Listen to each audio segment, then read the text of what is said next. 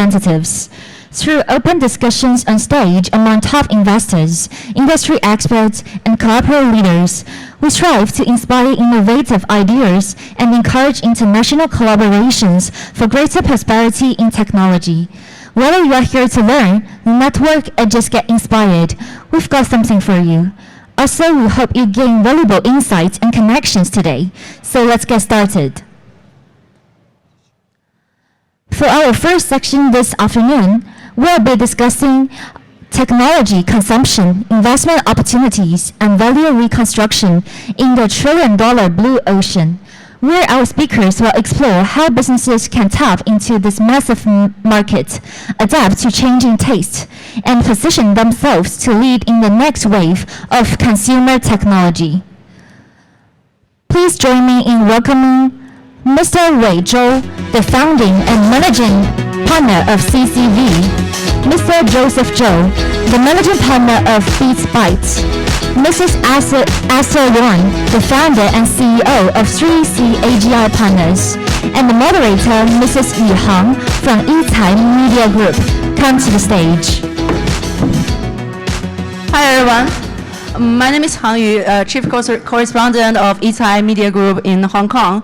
So I'm honored to have 3 panelists to join me to discuss this topic, technology cross-consumption.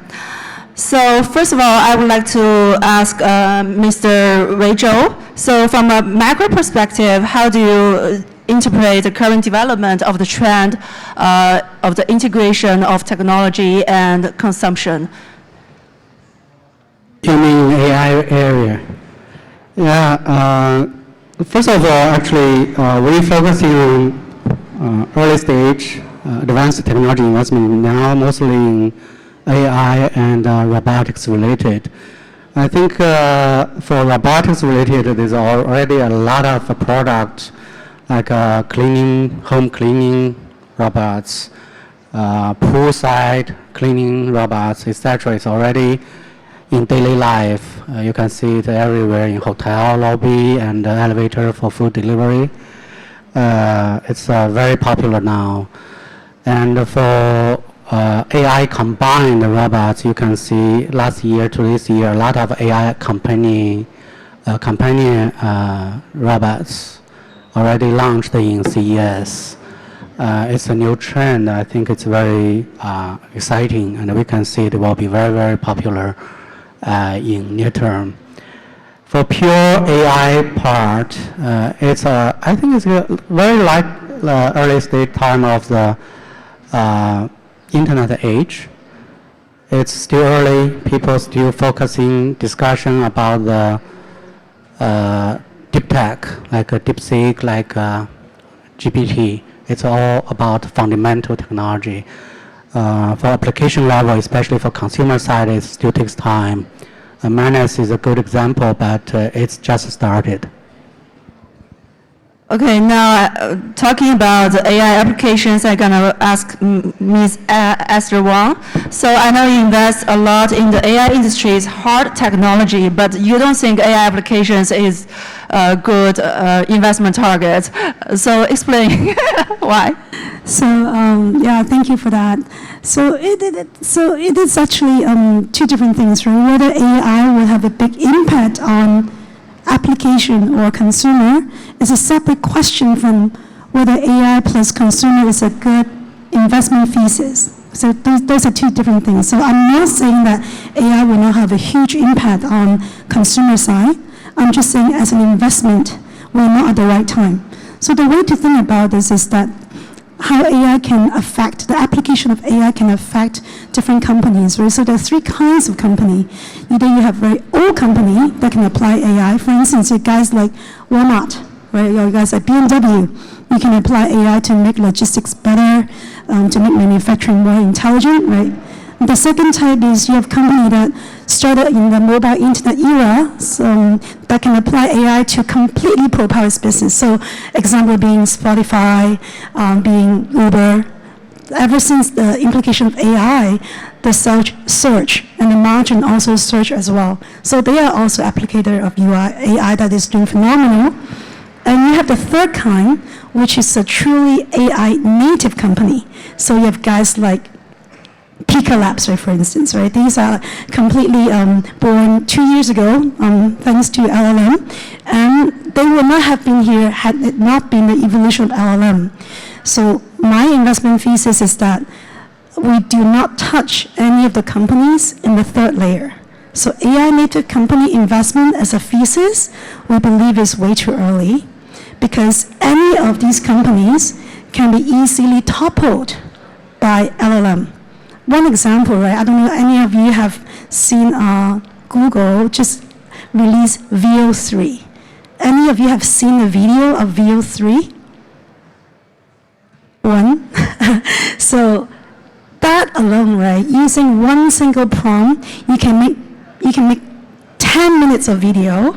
That in itself will kill a lot of startups in China, in US, you name it, right? So that's why, as an investor, as an investment thesis, we believe that is too early. So where should we invest? I believe you're better off investing in secondary market on the second kind of company, i.e., technology company that can use AI to propel to the next level, better than investing in PE, even though I'm a PE investor. So when do you think will be mature enough for you to get in this investment field? So I believe that so we just divide the AI, the kind of AI that can be used by the stage of the company, but I also feel that there are certain verticals that can actually be really impacted by AI. So we believe that two verticals are very much should take a look at. One of them is healthcare. And then the other one is the other one is potentially is robotics, and I will put education as a third vertical.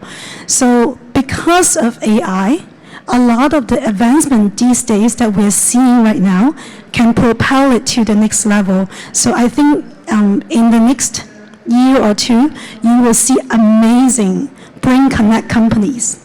So you will see a lot of smaller neural links that actually works, because what AI is doing for the brain right now is what the heart is doing 30 years ago. So you will see a huge surge of actual applicable healthcare-related AI in the next few years. So that's number one.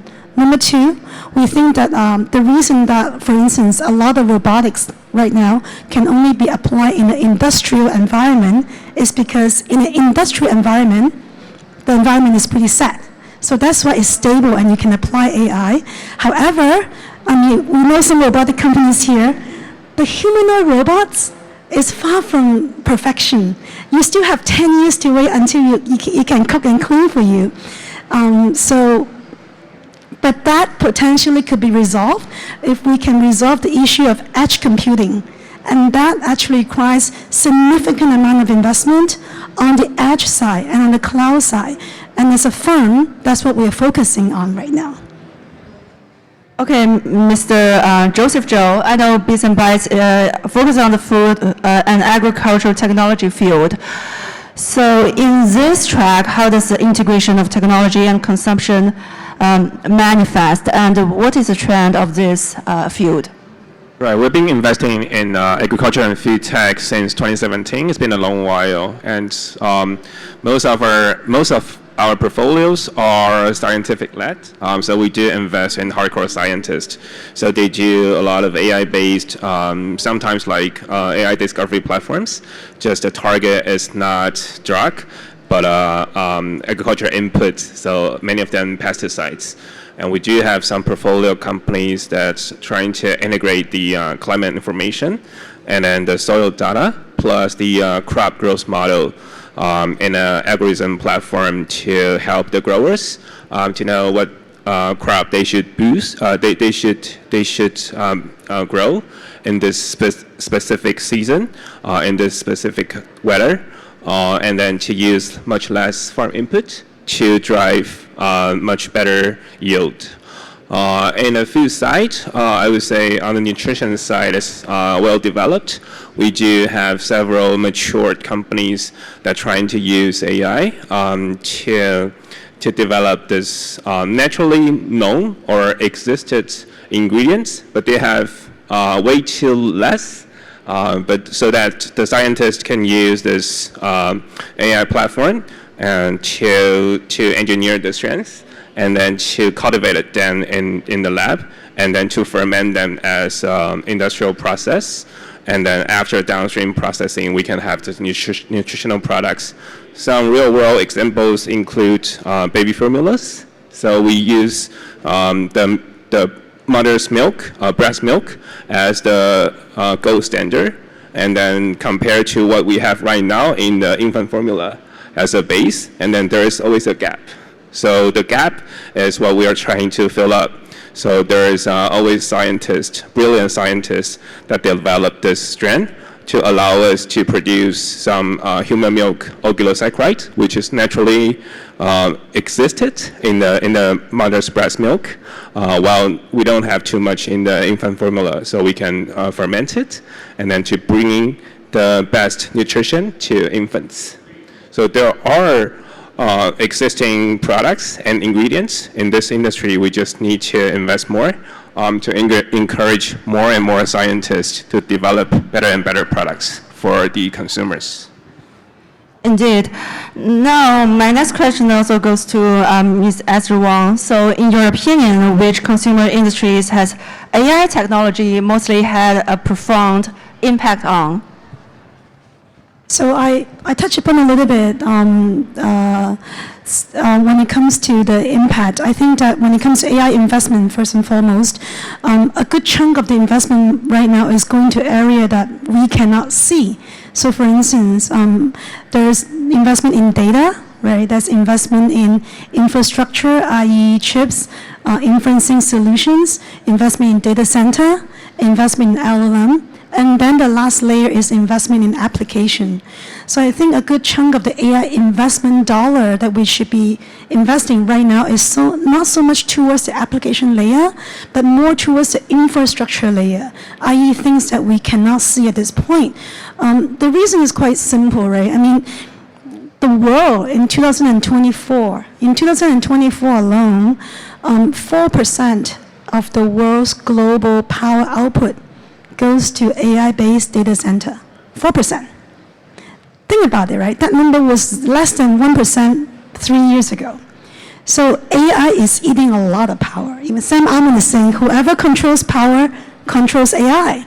But guess what? AI for the last 4 years or 5 years is only being used by 20 corporations around the world.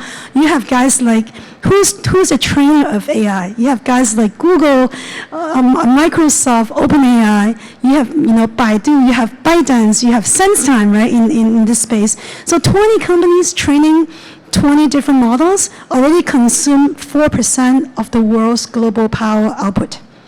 So imagine the world has 8 billion people. If all of us use ChatGPT every day to ask them 10 questions, the world at this rate will go out of power in a few decades. So this is a genuine crisis. So the way that we think about investment, because I think all of us here, our fund is long-term, right? We don't do short-term day trading. So think about what is a thesis that will last for the next 5 years. There must be a more efficient way of producing AI itself. Must be. So the money right now is being spent, a lot of the money that's being spent on is spending on how to resolve the issue of producing AI more efficiently. And I'm very happy to say that even in today's in Beyond Expo, we see some of the exhibitors, some of them is trying to resolve that issue. So you can do it by either having a more efficient algorithm, you can have more efficient inferencing chips, you can have better data center solutions, and you can actually have a more renewable energy, right? So these are all needs to be invested heavily before we think about application as an investment thesis. Sure, so we should invest in Great. infrastructure. Can I join this discussion? Okay. Yeah, first of all, I think you made a very good point about infrastructure and the power consumption, etc. But again, as I mentioned, consider if you remember, it's like a late 90s internet age started. Do you see any startup really pay attention to the fundamental infrastructure at all?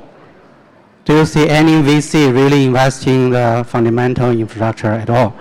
The problem is there, I totally agree, but it's not startup and the VC's job to solve that problem. You know, I was with Kleiner Perkins for 10 years, leading the China investments. One of the reasons Kleiner today is not the top one VC anymore in the world is because we spend a huge amount of money to try to solve the environmental issue. Green tech, right? We invested a lot of money to save the world, but it's not a VC job. When we do that job, our fund return is not as good as you investing application level like internet, social media, etc. So what I mean is it's a very good point of the key issue, but the key issue actually, I also want to deliver this message to any startup founders here. Yes, there's an issue, but it's maybe not the issue you should solve. It should belong to Alibaba, Tencent. It should belong to a country or something. You should focusing on developing application for everybody, everyday use. That's the point. And once you do that, people feel that AI really help your daily life.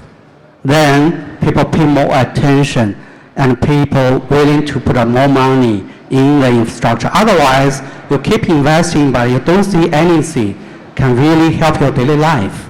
That's a problem. When you were facing another, you remember 2000, in 2000, internet age falls apart. All the stocks dropping from like $100 to $1. That's the age. That's what happened because there's no real application help people. So people, investors feel disappointed. Everybody dropped their money from the market. Then the ice age started. So now, again, I hope that not only focusing on the fundamental and infrastructure, etc., application level development is the most important thing for this year. I know you invest a lot in AI agent. So could you talk about why you are optimistic about this area? First of all, as I mentioned, any technology eventually, when you be used, you have to application level. Most of the people don't need to pay any attention to the fundamental technology. When you're using a computer, do you really care where this chip comes from, what kind of technology they use? You don't need to pay attention on that, right? So look at all the great companies. Most of them, they pay attention to application level to give user the best experience and a solution to make sure your product can solve their problems. So the problem now I see in AI now is not about people pay too much attention on application. It's too little. So after 2 years of the AI being initiated till now, could you tell me any AI can really help you to finish any job without too much of your involvement? I cannot find any. That's why Manus this year, when they launched the product, a lot of people criticize that product says it's just the AI manipulation master because they don't have technology. They just give you an interface, right? And behind that, there's several other AI they just use to finish your job. But the point is they can finish your job from end to end. They can deliver the result. So again, let me call this also for crypto area, right? Bitcoin. Crypto is very good technology, but do you see any technology really help us every day? Not yet. Why? Because people pay too much attention on something else, not solving your daily problem. They can, but they don't want to pay attention to that part. So AI now kind of like that. I really hope startups really started to pay attention to that, and agents should be solve problem from end to end, which means you have something you want to, for example, you want to do a presentation. You just give some ideas. They should deliver a final version of a presentation, PPT. You can use immediately, not like something I have to ask my assistant to editing is like a half day, so its finally can be used. That's not end to end. I think Esther wants to respond to your opinion. So Esther. So I do agree, by the way, that it needs an entire healthy ecosystem. If there's no application, then obviously what's the need for infrastructure? However, I think having a good infrastructure will fundamentally change the kind of application that we're having, right? So think about back to 150 years ago during the Industrial Revolution. I believe that we're in the beginning of the Industrial Revolution. There's no need to invest in a vacuum cleaner or a refrigerator when the steam engine itself can run significantly better. So I'll give you one example, right? So when we think about infrastructure, I don't mean just power cables and fiber optics and whatnot, right? So one of my portfolio companies, they involve in making inferencing chips. And specifically, they're doing in a wafer scale the size of a plate. So when they run inferencing, it's 50 times, 50, faster than NVIDIA GPUs. You know what is the immediate feedback of that? If every 1 second delay when you scroll, let's say Facebook or any website, it reduces traffic by 16%. Every 1 second delay. So when you have inferencing that can be done at light of speed, it would actually enhance a lot of application that previously people think is impossible, including a lot of the edge device such as robotics, right? Because inferencing is so important. So I think the two things are actually two sides of the same coin.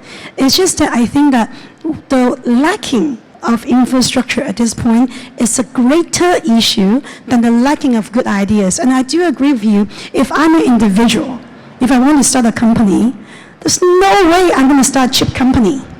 Just no way, because the cost is just too high.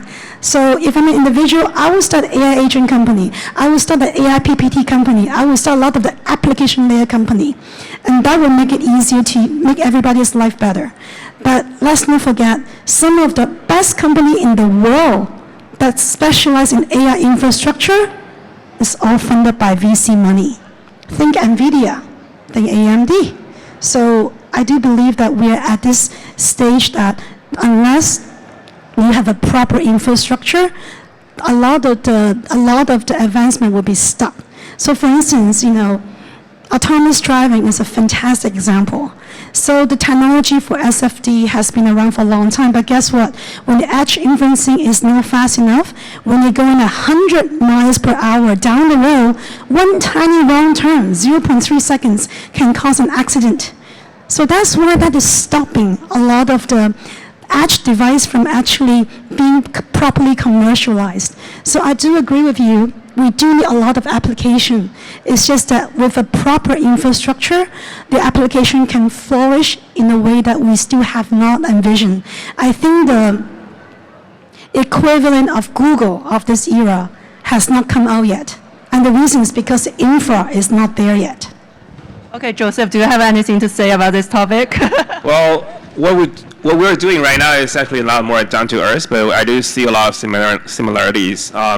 So we were having this debate, but in our case, we do end-to-end because the supply chain is much shorter. We don't have fancy chips like NVIDIA chips or TSMC chips. The chips in our industry is actually breeding. So the breed, the variety. A good example is that when we invest in one of the largest processing potato growers in China, and they grow potatoes out of the deserts. But guess what? The potato chips, which is the breed, come from Pepsi. So Lay's, a consumer brand, they own 50% of the world's potato chips market share, which is amazing. And they do have their own chips. So they do have their designated breed, potato breed, to grow in this desert so that they have the best yield.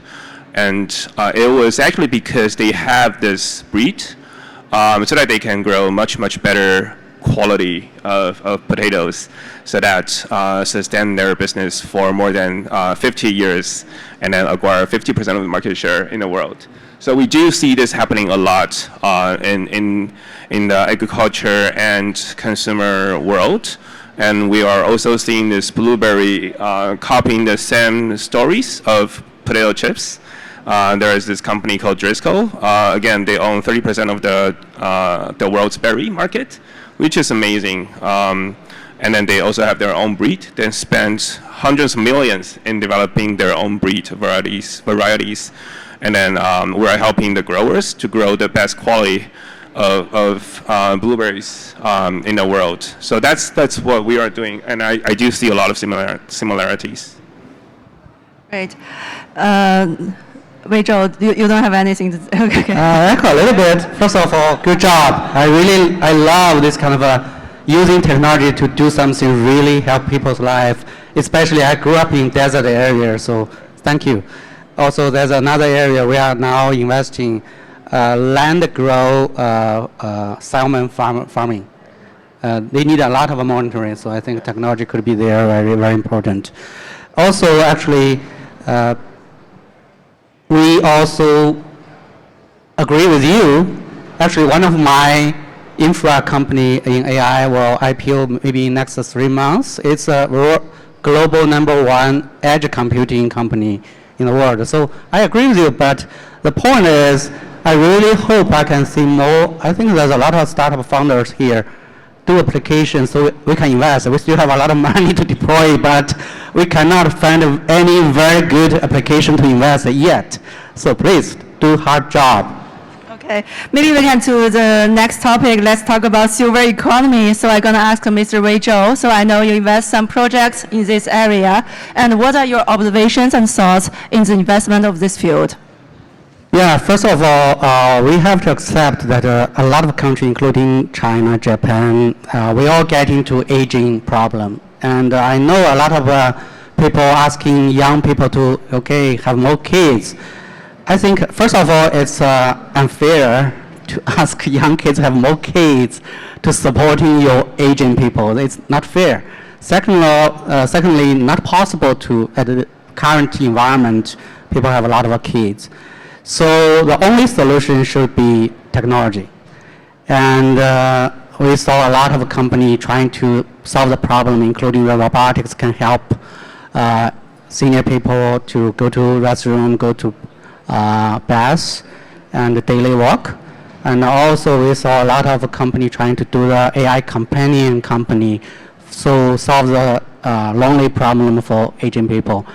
But anyway, one of my portfolio company doing very good. It's I think it's the #1 in global for user base, have the senior people on their platform. It's called Colorful Pine, 红松学堂. Basically, it's a interest-based community for people over 50 years old. You can find any kind of interest online and group. So you can communicate. The teachers can teach you. You want to learn how to sing or dancing like 广场舞, whatever. That's a group you can learn. So it's very, very popular. In long run, I think the aging problem will give us a lot of give startups a lot of room to play, especially now the aging population. Most of them have enjoyed the benefit from the past 40 years of China fast growing. They've been accumulating a lot of money. So they have a lot of money to spend. Yesterday when the gala happens, I was sitting next to the government official from Japan embassy. She also mentioned the same thing. In Japan, senior people have much more money than younger people. And in China, I saw data shows that retired people with over 10,000 RMB retired salary, the population number is bigger than young people have over 10,000 per month salary already. So which means senior people really have a lot of money to spend. So for founders, I think it's really an area you should pay attention to. I think aging also influences a lot in the food and agriculture sector. So maybe Joseph, do you want to comment on this field? Yeah, on the investment, do you have any opinions?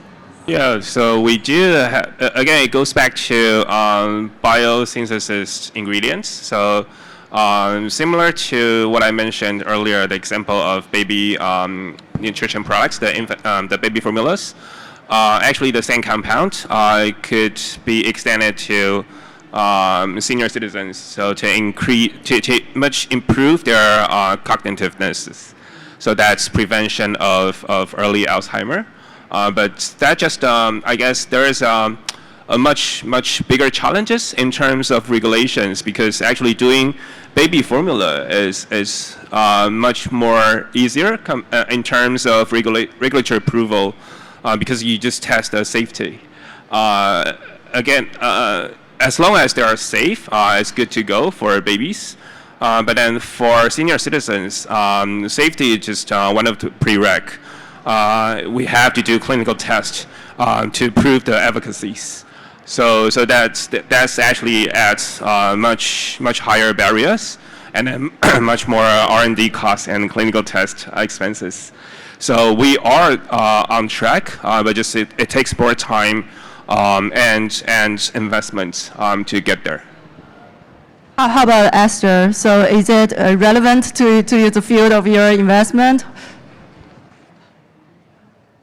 I think application eventually will be very relevant, and obviously I do agree that we are living in the era where older generation have more wealth, because during their time there's more opportunity, so they accumulate more wealth during that time. But I think, as I want to emphasize, for the investment purposes, if you have a slightly longer term horizon, I still believe that opportunities arise in various areas, and I would like to focus a little bit on area that I'm more familiar with. And I just want to get back to a little bit why I'm so passionate about this, because we used to operate China's largest AI data center, by the way. It's in Shanghai. If you're interested, you can take a look. I mean, you're welcome to take a look for a visit. So at the time, it was a 5 exaflop. 5 exaflop. I'll just give you a perspective. 5 exaflop capacity for every single Blackwell itself alone is 1 exaflop. So the entire 5 times the size of Expo right now is equivalent to 1 single Blackwell, right? That is amount of how fast technology has improved over the last 5 years. But that being said, the demand for inferencing is going to be literally 1 billion times more than what the demand for training is. So we do need to think about alternative way of building AI so that it's a lot less power exhausting. And there are ways to do it.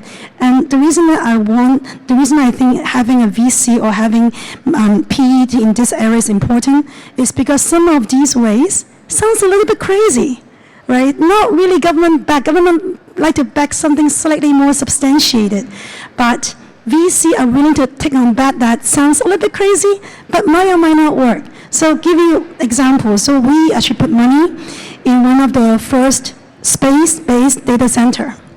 So can you imagine building a data center in space?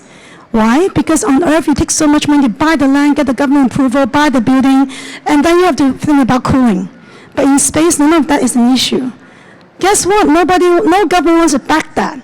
Now that it's working, some money is coming in. The other thing we're betting is neural computing.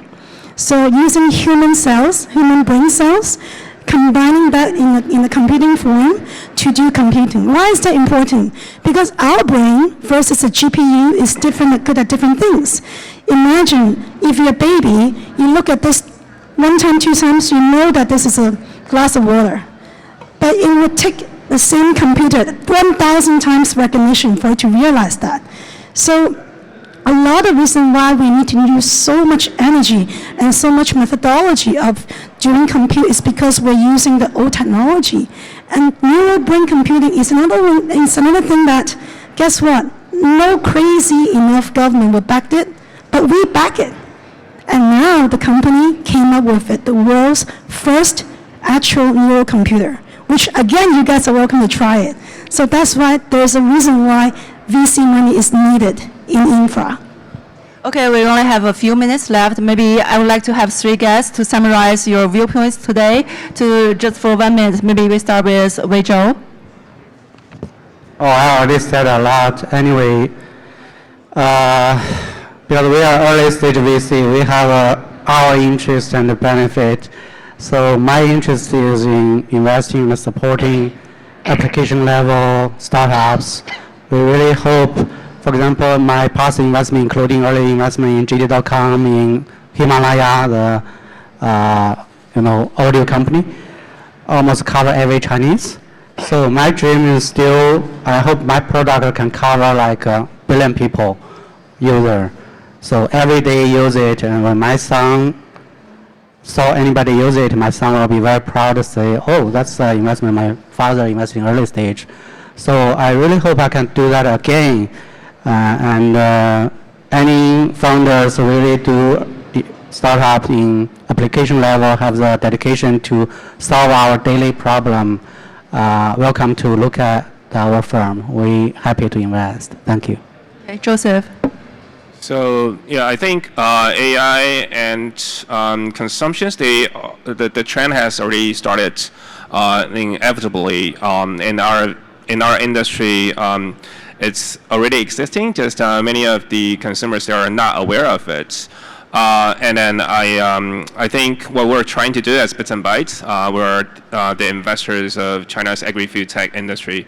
What we're trying to do is actually to work with established players, so like Bayer or Syngenta or sovereign funds, because they can afford the infrastructure investments. They're building the infrastructures, and we are working with them to invest or sometimes acquire the disruptive technologies that would bring new R&D, new pipelines, new compounds to this well-established business.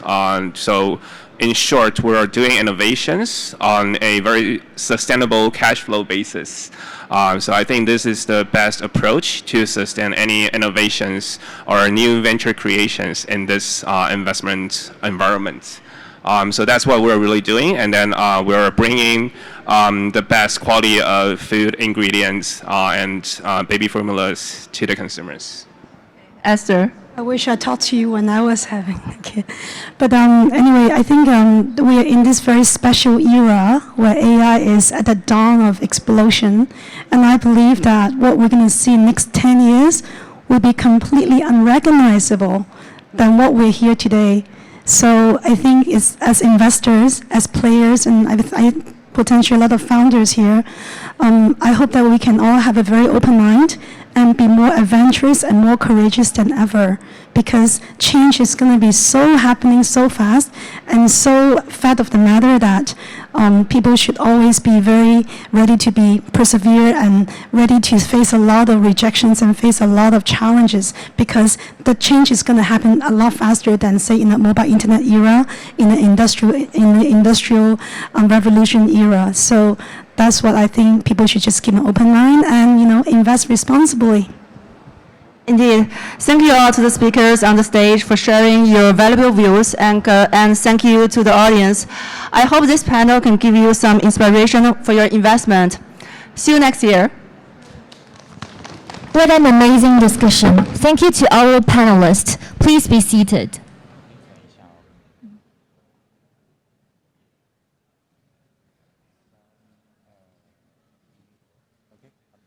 Up next, we have China's capital momentum, domestic growth, global vision, where we'll be hearing from some incredible voices.